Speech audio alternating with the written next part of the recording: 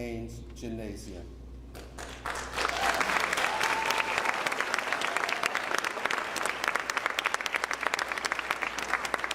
I, along with our school and school district, are truly honored to host this event. Please join me in welcoming our many elected officials and state leaders who've chosen to join us here this morning, and also that great contingent of folks from Haynes-Edmond that are here too. Before we begin today's ceremony, I have some thoughts to share. First, Mo, I want you to know that twice in the last few months, I've had 2 Wednesday mornings that were very difficult to get up out of bed. Now today is one following last night's New Year's celebration, and the other in November after the national election results. But each time, you were the reason I did get up. You reminded us that we still have work to do, and thanks for the hope that you give to so many. Under your leadership, Haynes-Edmond opened as a school in 2010 for students with significant disabilities. We started with 89 students ranging in age from 3 to 22, and today we're pushing 150 with families moving to Guilford County so that their child can attend our school. For the second time, we're very proud to be recognized as a National School of Character, one of only 73 nationwide and the only one in the state of North Carolina this year. Mo,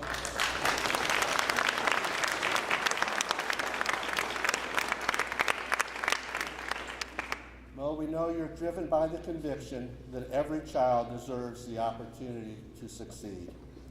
The opening of our school allowed even our most fragile children access to high-quality care and teaching.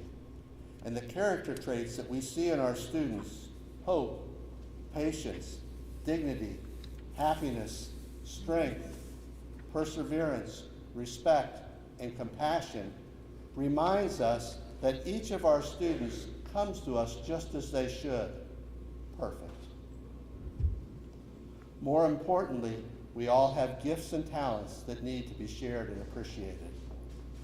At Haynes-Edmond, we learn from you the importance of relationships and the need for all students to have trusted, caring adults in their lives. Under your leadership, Guilford County Schools showed gains in many areas, including academic achievement, increases in graduation rates, character development, and service learning. In fact, GCS was named a National District of Character in 2012. Now, while our district received many accolades with you in charge, what most of us remember is how people, students, staff, and families were treated. You brought people together, seeing the good in each of us. We appreciated your kindness, patience, and integrity as you set clear direction for us to follow. During difficult times, you stood tall, often shouldering the blame even when you didn't need to do so.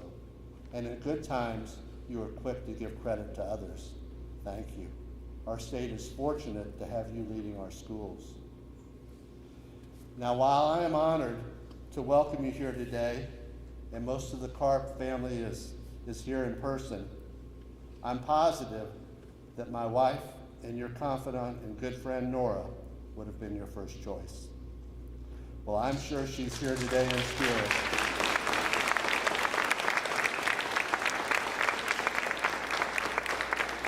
I'm sure she's here today in spirit and will stay with you. And I know she's very proud of you, just as the rest of us are. Welcome.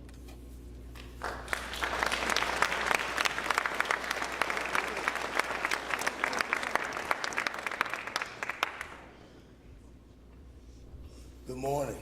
Good morning. It was nearly 20 years ago, Mo, believe it or not, that we first made acquaintance, and you as the superintendent, myself on the Board of Education. I see our board chair at the time, Alan Duncan, is here. And I want to also acknowledge all the other educators who are here, and thank you all for your service, Dr. Contreras and others who are here. And as I look back now on the time that we first met and now serving in the State House, I recognize that those were the good days when we were here in Guilford County. Being in Raleigh, particularly being in the minority part is a little rough right now, but we'll make our way through.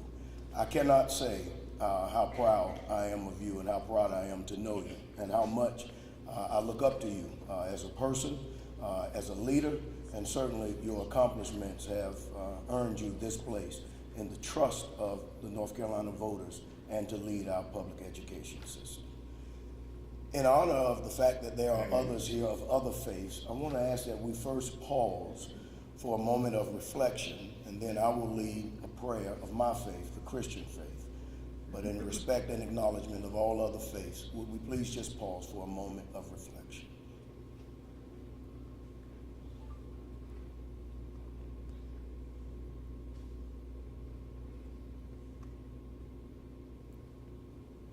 Thank you.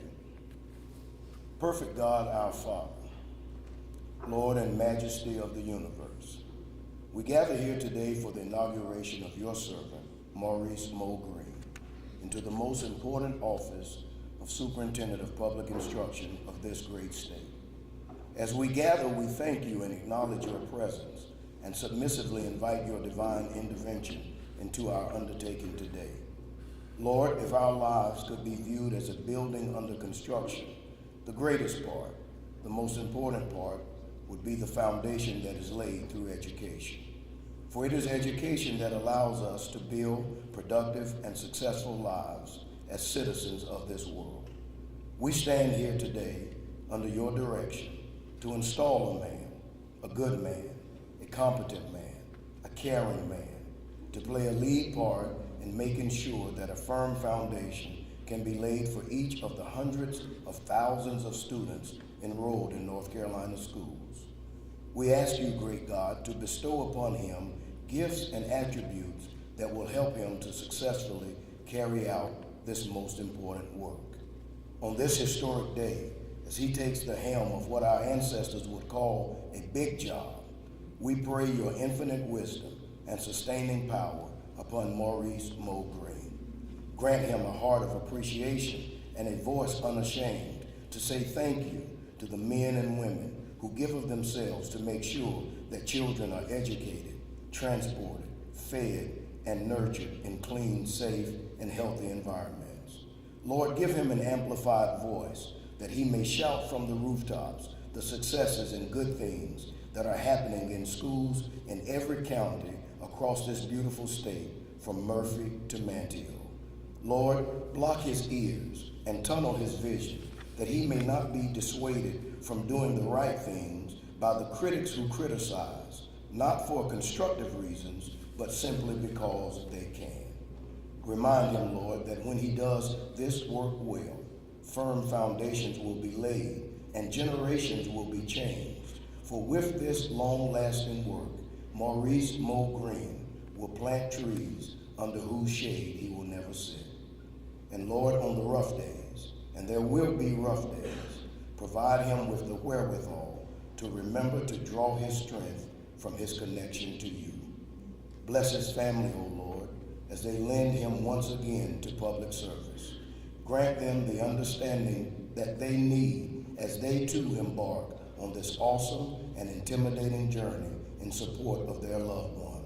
Strengthen the ties that bind them together and make their home a haven and sanctuary from the often poisonous politics of the times in which we live.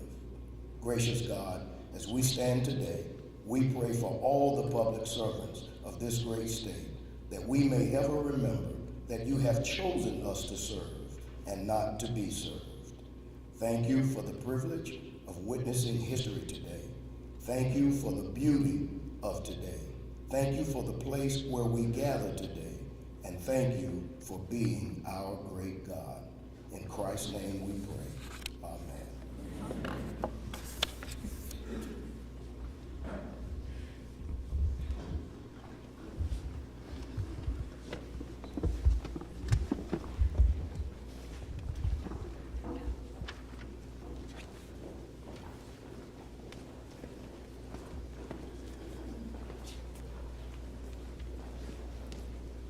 Would you please join me in rising as Weaver Academy senior Layla Watson leads us in the Pledge of Allegiance? And please remain standing as the talented students from Weaver Academy perform the national anthem, followed by one special performance piece.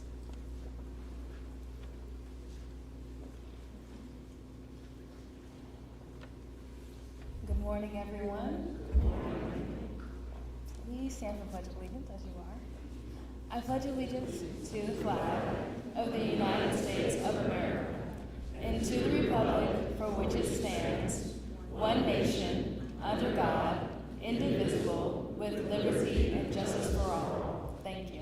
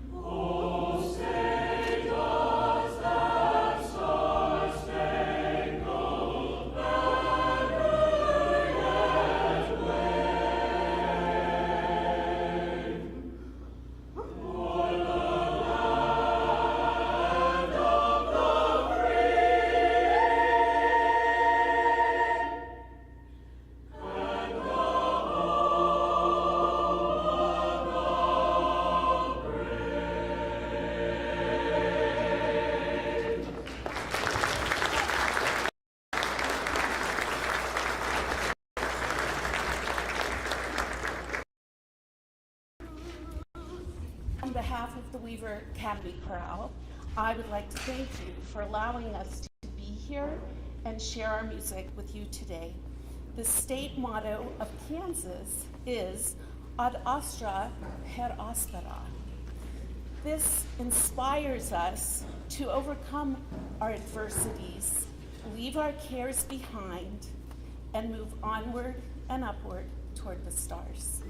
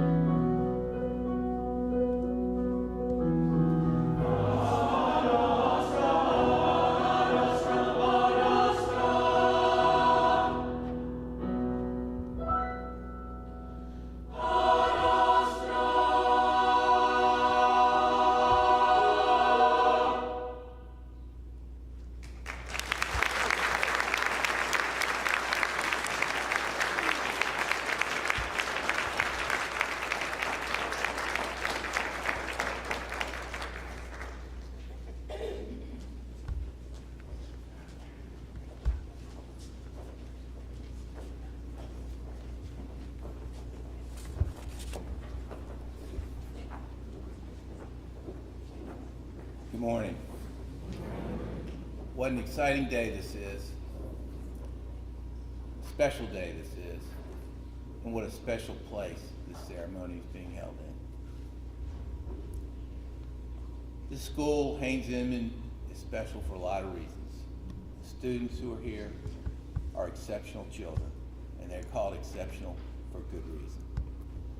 Kevin's already told us exactly why. And I think you can understand with principals like Kevin Carr under Mo's leadership, and board members like Reverend Quick, now State Representative Quick, and to me, my friend Amos. It was wonderful leadership on this board. There are a number of board members, both past and present, who are here today. I'm not going to ask them to stand, but it is a testimony to the leadership of Mo Green that so many of our leaders in the education field are here and want to be here today, including our past superintendents and other people from around the state who are so heavily involved in education. We are blessed to have each and every one of you here, and we are particularly grateful to all of you for all of the work that you have done on behalf of our children. We cannot thank you enough, and I thank all the educators in the room for all that you have done and what you continue to do. Mo brings some unique attributes to this job that he has honed over a lifetime.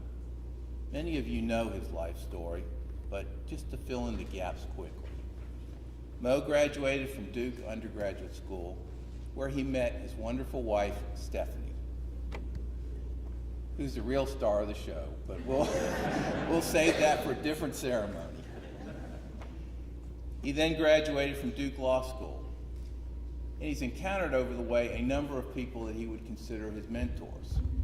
And one of the first ones, maybe the first one, was he clerked for Judge N. Carlton Tilley, often called Woody, by those who know him well. Judge Tilley is a mentor for Mo, and he has long said that, and he has long said what an influence he had on his life. After he concluded his clerkships, he became a partner in what is now one of the largest law firms in this country. He excelled in law practice. He was excellent at it. Who's surprised? After he left the law firm for a unique opportunity of public service, he went to Charlotte Mecklenburg Schools and became first their chief legal officer and ultimately the deputy superintendent of schools. There he ran in what was the largest school system in the state at that time. He headed up management of the operations of that school system. He knows how to manage school systems. He learned from the bottom to the top. He knows how to do it. Then he became superintendent of schools in Guilford County. We were blessed. He gave tremendous leadership. He did it with caring and with deep thought. There's an old saying in the education world that the students don't care what you know till they know that you care. And in this county, people knew the superintendent cared. And that makes all the difference. It makes all the difference. Mo had a tremendous impact here. One of the many things that he did was oversee the building of this building and the operation of the school. Kevin didn't say this, but during those 15 years, he has been the only principal in this school. And Kevin, although you thought Nora wasn't here, she was with you. And we are all bound in this county and in this state to serve our students in the best possible way, and that is the driving mantra for Mo Green, and it has been throughout his career in education. Now, after superintendent of schools in Guilford County, Mo became the executive director of the Z. Smith Reynolds Foundation, where he did an excellent job. And for any of those who think that that meant he left education, that's not right. Z. Smith Reynolds Foundation is heavily involved in education around our state, statewide, And Mo Green was very much involved in initiatives around the state, as was the foundation. So he has a perspective from large districts to rural districts, where Z. Smith Reynolds does a lot of its work, to how to manage large operations in education. And managing a large operation in education is not the same thing as managing a large business operation. They have similarities, but there are distinct differences. Your clientele are 1.4 million students in this case. That's your ultimate clientele. That's a little different than most business operations. Mo understands that, and that's a really critical piece of knowledge for all of us. So after his service in 2023 to the Z. Smith Reynolds Foundation, I think Mo was under the foolish thought that he had retired in some way to perhaps write a book or some such other foolishness. And he served all of these roles with distinction, skill, and a well-developed sense of great judgment. That didn't go unnoticed, not surprisingly. So he was persuaded to run for state superintendent of public instruction, thankfully. And this is where I would say, forever quick, God had a different plan, and we're all grateful for it. Why is this an exciting day for the state of North Carolina? There's several reasons. Mo is an exceptional leader for our public schools who believes, yes, believes, in the promise of our public schools, a sound basic education for every student, for every student. Mo believes in the ability of our children to succeed. He believes in the ability of all of our children to succeed. Mo does not just believe in educators. You will hear him say often, he reveres them. His mother was a teacher, and her example resonates with Mo in everything that he does. Governor Cooper used to often say, somewhat kiddingly and somewhat seriously, that his mother was the greatest teacher in North Carolina. And why wouldn't he say that? And Mo's all right with that, because his mother was the greatest teacher in Georgia.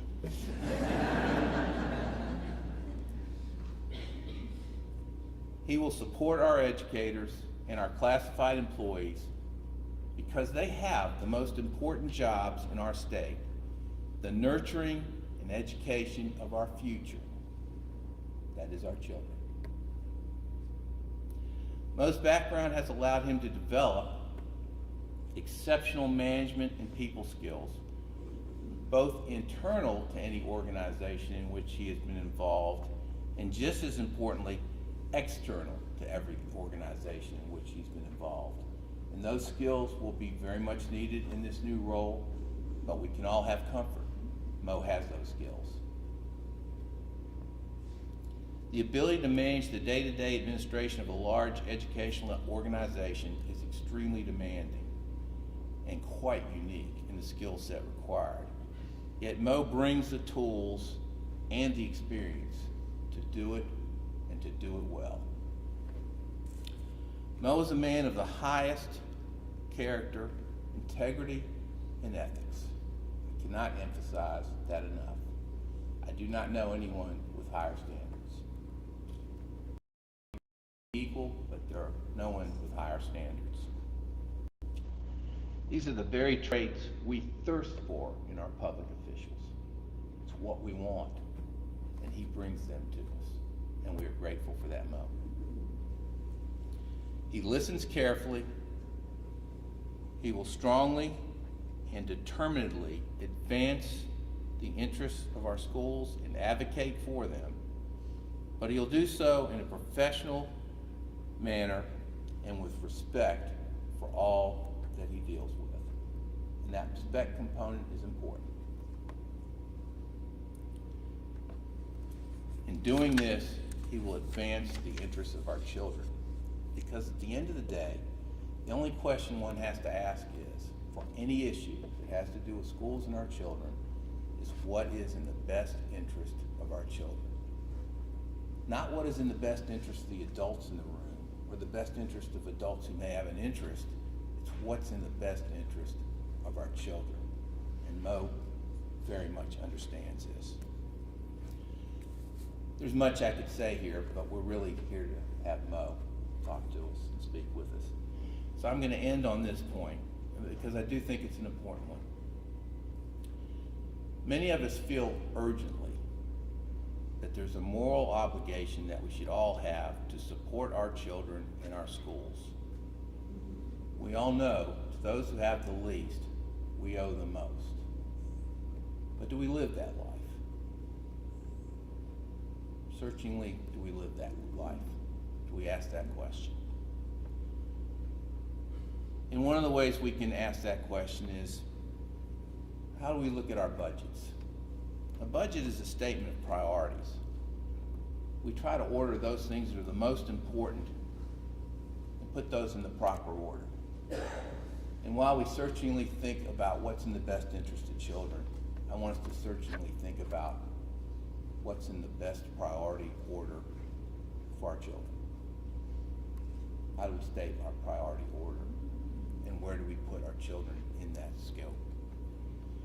There's some people who don't believe to the same degree that other people believe in the moral obligation, in fact, the moral imperative, that we should put our children first and that we should focus on properly funding, properly supporting our schools. Those are not bad people. They're people who just have different priorities. Many are focused on concerns about the economic development of our state, and that's appropriate. But there's ways that we can come together here. And the ways that we can come together is, if you support the economic development of our state, then you need to support public education just as fervently as those who believe there's a moral imperative. Because our future generations of workforce will be coming from our schools. And we cannot succeed either with our schools or with our economic development if we don't marry those two things and become a force, a strong force of one. Mo Green knows this. Mo Green understands this. He knows this dynamic. And that's the type of leadership that he will provide and that we desperately need in this state in a way that's done calmly, professionally, with the facts, and with a high standard of ethics to make our state both educationally first and as a result economically all that it can be. And I am so thrilled that you will soon, in a few moments, be in this role. And thank you for the blessing of being able to speak today. Say many things that I believe. Thank you.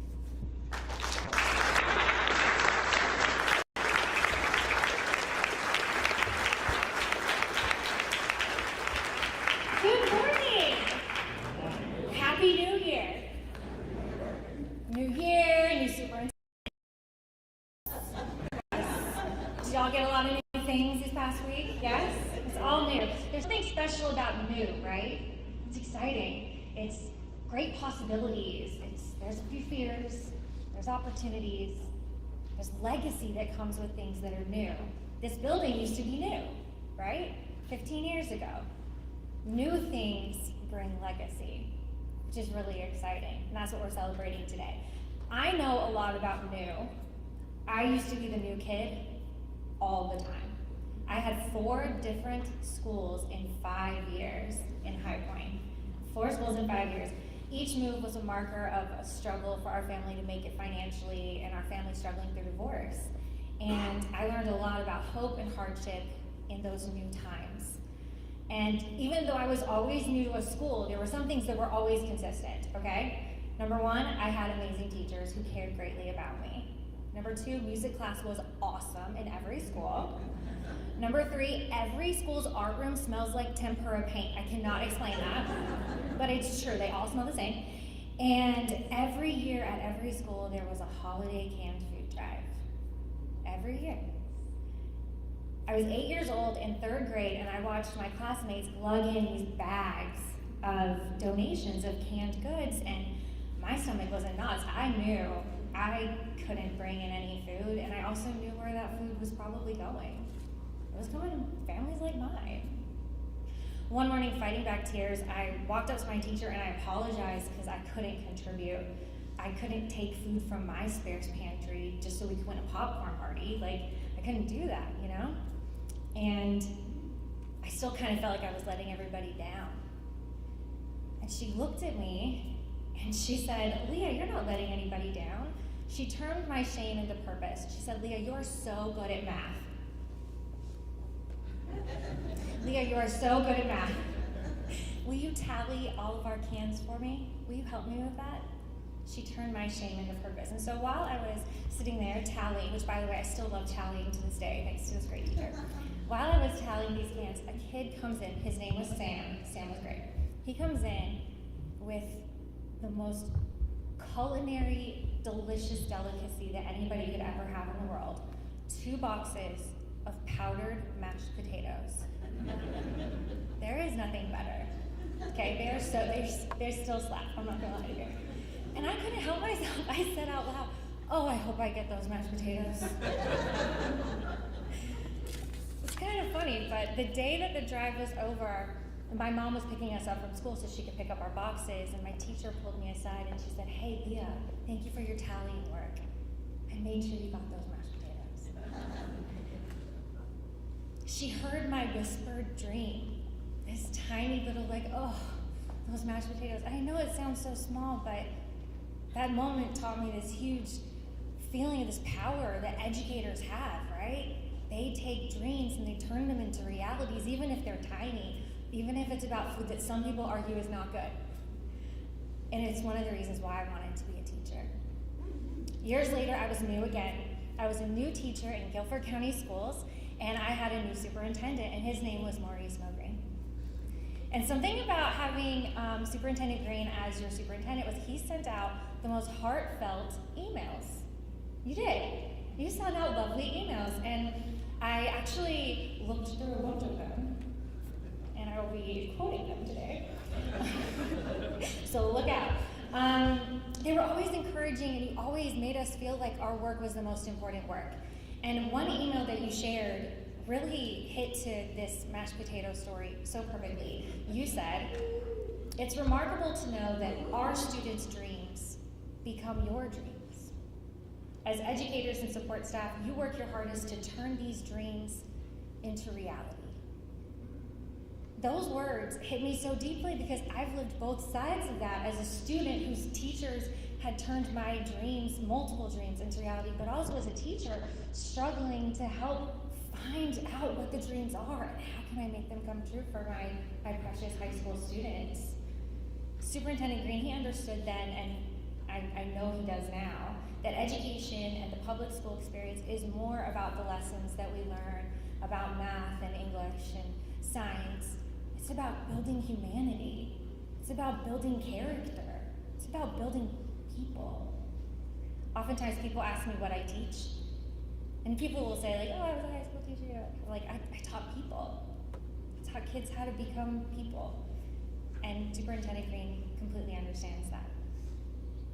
He recognized that everyone in the school, not just the teachers, but all the staff, custodians, school nutrition professionals, our bus drivers, we are all working towards our students' dreams. In his words, he said that we serve as wonderful role models, not just for our students, but for our community as well. He thanked us. He said, you are standing up for our young people and for our public schools. He understands that advocacy for education is advocacy for students' dreams. And that's what this new role is all about for him.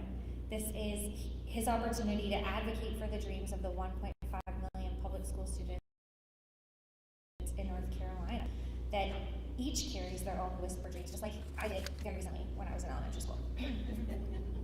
Statistically, that little girl who was counting canned goods probably wasn't supposed to become the North Carolina Teacher of the Year in 2022, but she did, because public school educators saw past my empty belly and my dirty clothes, and they saw my potential.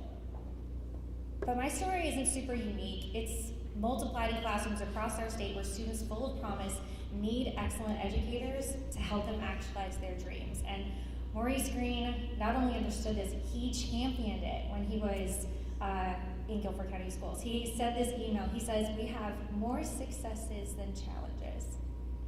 We should celebrate our great successes because we have so many of them." He acknowledged that transformative power of educators who go beyond circumstances to potential. He knew then that when a bus driver notices a student with an empty backpack, or a cafeteria worker notices a student who might be hungry, or when a teacher hears a whispered wish, those moments matter. Every time an educator sees past those circumstances to recognize potential, they make their dream their own. And then we create another new story of possibility. And you live that truth as our superintendent. So 1 year, as a new school year, the school year was starting, and you sent this email. You said, "As we focus again on new possibilities, let's stay true to our vision of excellence of academic character in all that we do. Thanks to each of you, more successes than challenges. So let the first day of school celebrations begin. The possibilities are truly limitless." Superintendent Green, to you today, I say to you, the possibilities are truly limitless. Today is that new day. But doing that requires more than words. It requires commitment, leadership, and a sacred trust. And that trust is why we're here today. We're here to do a tradition that dates back to 1889, when Governor Daniel Fowle first signed the Oath Book. Okay, are y'all ready for a history lesson? I have no idea. This is so good. So, for the last literally 136 years, there is a handwritten book in North Carolina where every member of the council state signs their oath with their pen, not even a computer, okay? And literally, someone from the Secretary of State's office is here in this room. I shook his hand, he's very cool, with the handwritten oath. And we're going to sign our new superintendent into history today. A history of 140 years of people who have committed their lives to public service. Today, your name is being written in the history of North Carolina. It's very exciting. It's particularly meaningful, too, that this oath will be administered by Senior United States District Court's Judge, the Honorable N. Carlton Tilley, Jr.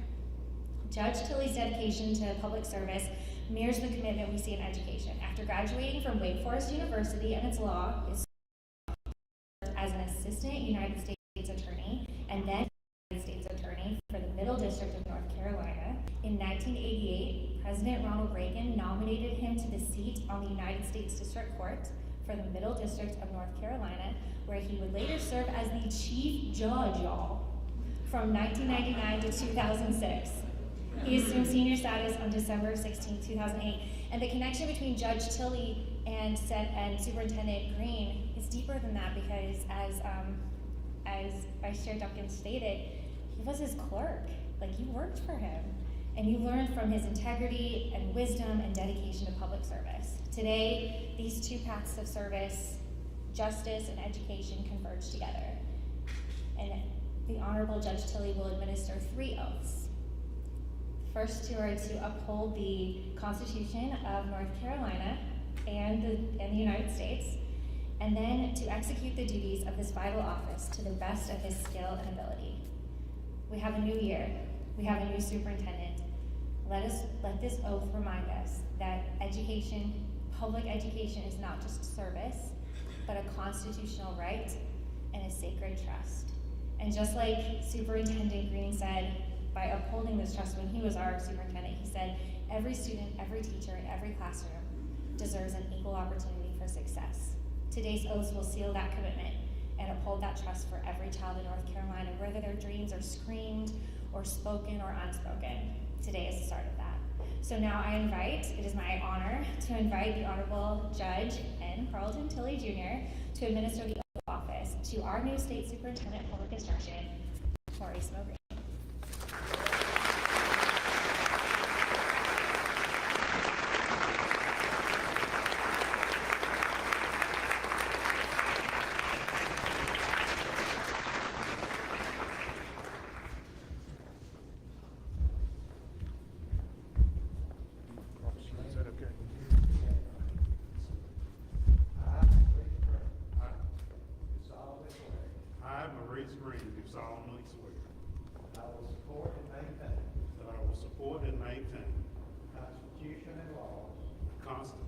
and laws of the United States, of the United States, the Constitution and laws and the Constitution and laws of North Carolina, of North Carolina, not inconsistent therewith, not inconsistent therewith, and that I will faithfully discharge and that I will faithfully discharge the duties of my office the duties of my office as Superintendent of Public Instruction.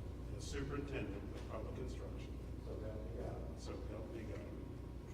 I, Maurice Green, do solemnly and sincerely swear I, Maurice Green, do solemnly and sincerely swear that I will support the Constitution that I will support the of Constitution the United States, of the United States, that I will be faithful that I will be faithful and bear true allegiance and bear true allegiance to the state of North Carolina to the state of North Carolina and to the constitutional powers and to the constitutional powers and authorities which are or may be established or which may be established for the government thereof, for the government thereof, and that I will endeavor to support, and that I will endeavor to support, maintain, and defend maintain, and defend the Constitution of said state, the Constitution of said state, not inconsistent not inconsistent with the Constitution of the United States, with the Constitution of the United States, to the best of my knowledge and ability, to the best of my knowledge and ability.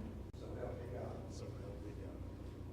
I, Maurice Green, I, Maurice Green, do swear do swear that I will well and truly that I will well and truly execute the duties of the office the duties of the office of Superintendent of Public Instruction of Superintendent of Public Instruction according to the best of my skill and ability, according to the best of my skill and ability, according to law, according to law. so help me God. So help me God. Congratulations, Mr. Superintendent.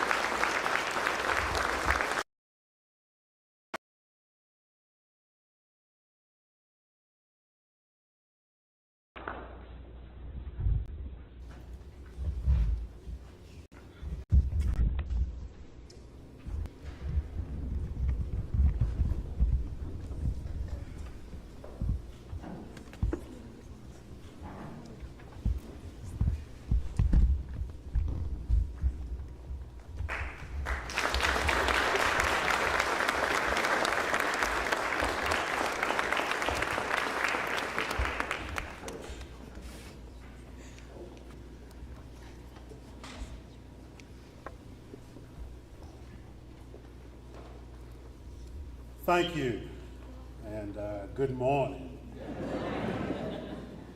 Our boundless appreciation of, our bold aspiration for, and our unwavering assurance to public education. First, our boundless appreciation. In 1983, I had the great good fortune of being the assistant editor of my public high school's yearbook, and the honor of being selected to be the editor-in-chief for the next edition of that 312-page annual publication. The yearbook editor was Trudy Norris, a wonderful English teacher who would pour her soul into the publications of those yearbooks. She would spend countless hours, nights, weekends, leading, guiding, cajoling, and working alongside a group of high school students to produce those major publications. She wrote in my 1983 yearbook, Maurice, she did not call me Mo. When you become president, and she meant of the United States, I want a high-paying job that requires little or no responsibility. Vice President, maybe. The first woman vice president, I like the sound of it. In the meantime, let's put out the best annual the United States of America has ever seen. With Larry and Bruce on our side, and they both are, who can stop us? Love you, Trudy Norris. I do not share what she wrote to put a spotlight on me, and whether we did indeed publish the best yearbook in the United States of America in 1984, or on the undeniable fact that I did not deliver on her becoming the first vice president. Rather, I share it as a simple yet magnificent example of the remarkable nature of what public school educators do for their students. For little compensation or recognition, they do three fundamental things. One, they give their students a grand vision of who they can become even when they have no idea of their potential. President of the United States. Two, they challenge them to do their best. Let's put out the best annual the country has ever seen. And three, they embrace them with the unconditional support and love as they teach them the skills and information to meet the challenge and realize the vision.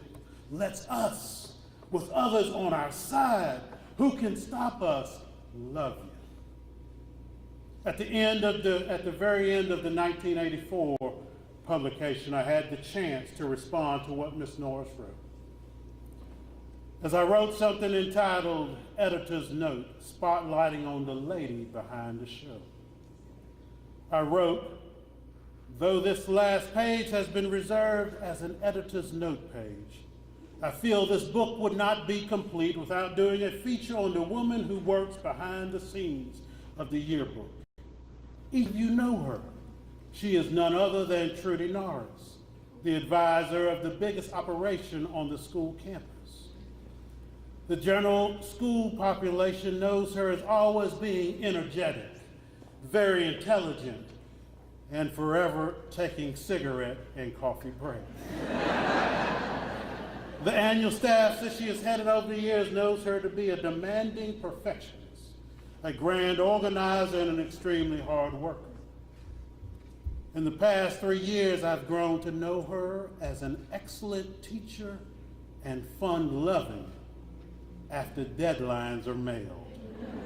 She is constantly concerned about making sure that my future blossoms into a success. And since this is her last publication, I, on behalf of the entire Southwest population, just want to say thank you, thanks, and well done. Love, Maurice Green. I share what I wrote 40 years ago as a testament to how I have always felt and continue to feel about Ms. Norris and about public school educators. So I stand before you this morning, thanks to the incredible campaign staff, volunteers, donors, and the voters, as North Carolina's Superintendent of Public Instruction.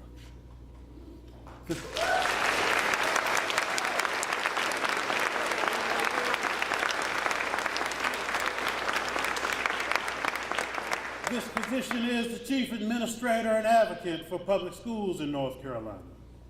And so I feel compelled to use the platform that has been bestowed on me to say thanks to public school educators. I say thanks to Mrs. Norris and to the countless other educators, including my own cherished family members. Gwen Green, my late mother, who was a special education teacher in public schools in Georgia, the person to whom I dedicate my career in education, and the person who modeled the way I will be as State Superintendent of Public Instruction. Stephanie Green, my wonderful wife of 32 plus years, a former school psychologist in North Carolina public schools. Reggie Green, my incredible brother, a former public school and recently retired college math teacher in Georgia. And Eva Sue Bryan Brandon, my awesome mother-in-law, a retired public school teacher of more than 30 plus years in North Carolina. I also intend to use this platform to remind us that being a public school educator is a noble profession. one that must be revered. My appreciation for what public school educators have done, are currently doing, and will do is boundless. I thank you, I love you, I revere you. Will all current and former educators please stand for a round of applause?